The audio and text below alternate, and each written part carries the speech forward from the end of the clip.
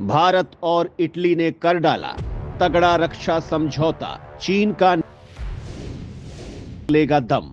भारत छठी पीढ़ी के एडवांस विमान प्रोजेक्ट में हो सकता शामिल। पीएम मोदी और इटली की पीएम ने G20 मीटिंग में किया।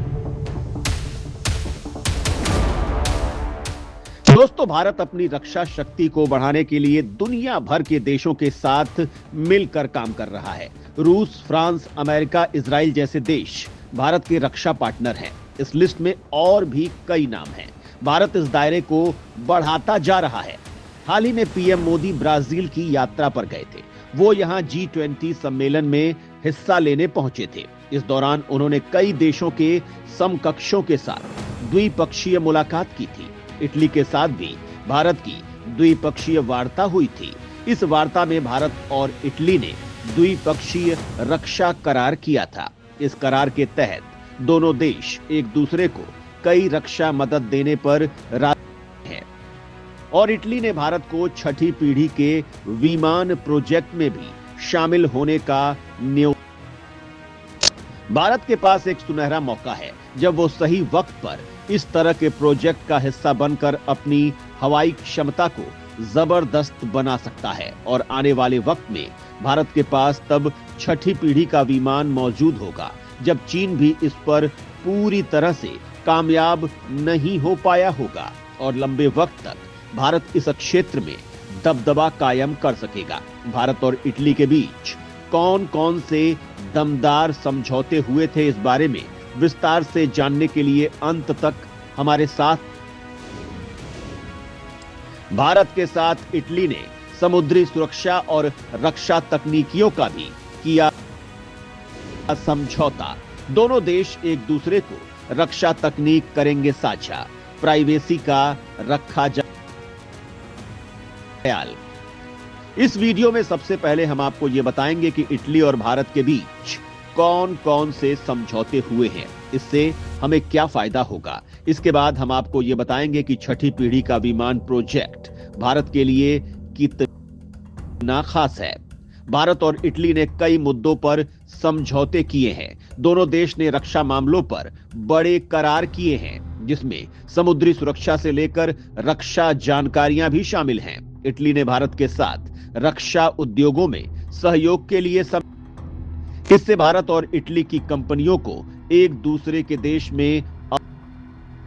भारत फिलहाल इजराइल और रूस के साथ मिलकर कई हथियार भारत में बना रहा है।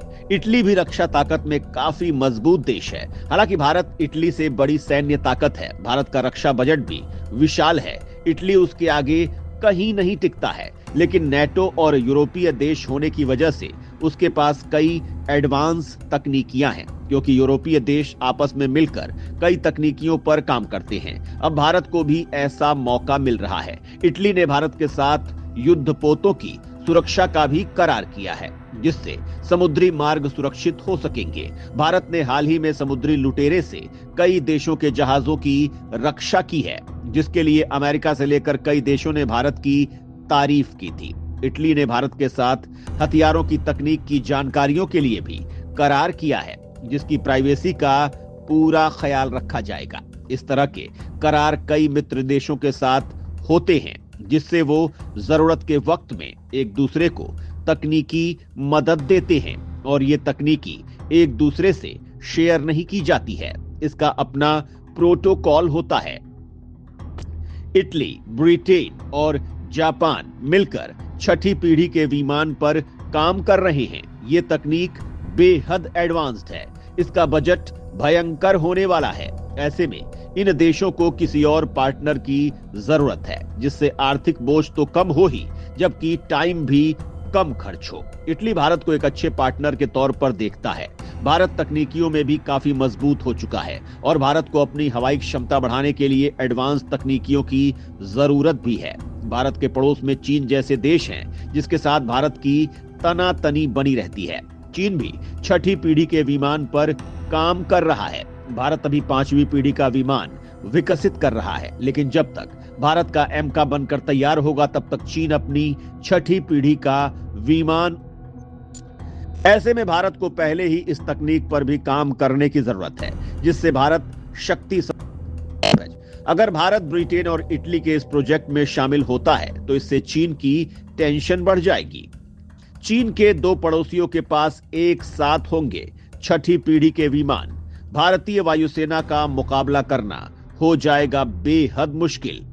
अगर भारत इस प्रोजेक्ट में शामिल हो जाता है तो इससे यह प्रोजेक्ट दोगुनी स्पीड से आगे बढ़ेगा और बेहद कम वक्त में छठी पीढ़ी का विमान बनकर तैयार हो जाएगा। इससे इस विमान के प्रोजेक्ट में लगने वाली लागत को हैंडल करने में मदद मिलेगी। भारत इस विमान के लिए तकनीकी मदद भी दे सकेगा।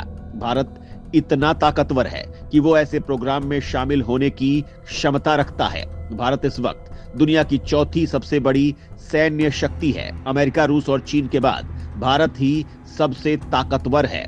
छठी पीढ़ी का विमान भारतीय वायुसेना को बेहद मजबूत बनाने वाला है। भारत इसके जरिए दुश्मनों को घर में घुसकर मार सकेगा। ये इतना एडवांस्ड होगा कि इसे अत्याधुनिक रेडार भी नहीं इसमें अत्याधुनिक एआई सिस्टम का इस्तेमाल किया जाएगा। इसकी स्टेल्थ तकनीक भयंकर होगी। इसमें जबरदस्त हथियारों की तैनाती होगी। लेजर तकनीक से लेकर हर उस तकनीक का इस्तेमाल किया जाएगा जिससे ये विमान दुश्मनों के लिए काल साबित होगा। अगर भारत इस प्रोजेक्ट में शामिल होता है तो चीन का टेंशन इस वजह से हाई हो जाएगा क्योंकि एक साथ उसके दो पड़ोसियों के पास छठी पीढ़ी के विमान हो जाएंगे। जापान और भारत क्वाड के भी सदस्य हैं और दोनों चीन के खिलाफ हैं। ऐसे में क्वाड अगर सैन्य सहयोग पर उतरता है तो उसके लिए मुश्किल खड़ी हो सकती है। भारत एमका भी तैयार कर रहा है और छठी पीढ़ी के प्रोजेक्ट में शामिल होने से एक साथ भारत के पास पांचवी पीढ़ी और छठी पीढ़ी के विमान आ जाएंगे। ये चीन के लिए सीधी मौत। भारत को अपनी हवाई क्षमता बढ़ाने के लिए तमाम जद्दोजहद करनी पड़ रही है। इस प्रोजेक्ट में शामिल होने से उसके पास विमानों की भयंकर तकनीकियां भी आ जाएंगी। भारत ब्रिटेन से इंजन तकनीकी पर भी सहयोग ले सकता है। ब्रिटेन की कंपनी रोल्स रॉयस इस मामले में दुनिया की बेहद ताकतवर कंपनी है। भारत के पास फिलहाल विमानों का कोई स्वदेशी इंजन नहीं है। भारत अपने विमानों के लिए अमेरिका के इंजनों पर निर्भर है, लेकिन अमेरिका ने करार के बाद भी अभी तक भारत को एक भी इंजन नहीं दिया है। छठी पीढ़ी के विमान में एडवांस्ड एवियोनिक्स और सॉफ्टवेयर्स का भी इस्तेमाल किया जाने वाला है। भारत इसमें पार्टनर होगा तो भारत इस क्षमता को हासिल कर सकेगा। भारत इसकी तकनीकी ट्रांसफर की भी डिमांड करेगा, जिससे भारत के पास इस विमान की कई एडवांस तकनीकियां आ जाएंगी जिनका इस्तेमाल वो अपने स्वदेशी विमानों में कर सकेगा। भारत फिलहाल तेजस विमानों का प्रोडक्शन कर रहा है। तेजस मार्क 1 अल्फा का प्रोडक्शन किया जा रहा है। तेजस 2 को विकसित किया जा रहा है। इसके साथ ही एमका को भी विकसित किया जा रहा है। ऐसे में भारत के बेड़े में अत्याधुनिक विमान हो जाएंगे। छठी पीढ़ी का विमान उनमें से एक होगा और भारतीय वायुसेना अजेय हो जाएगी।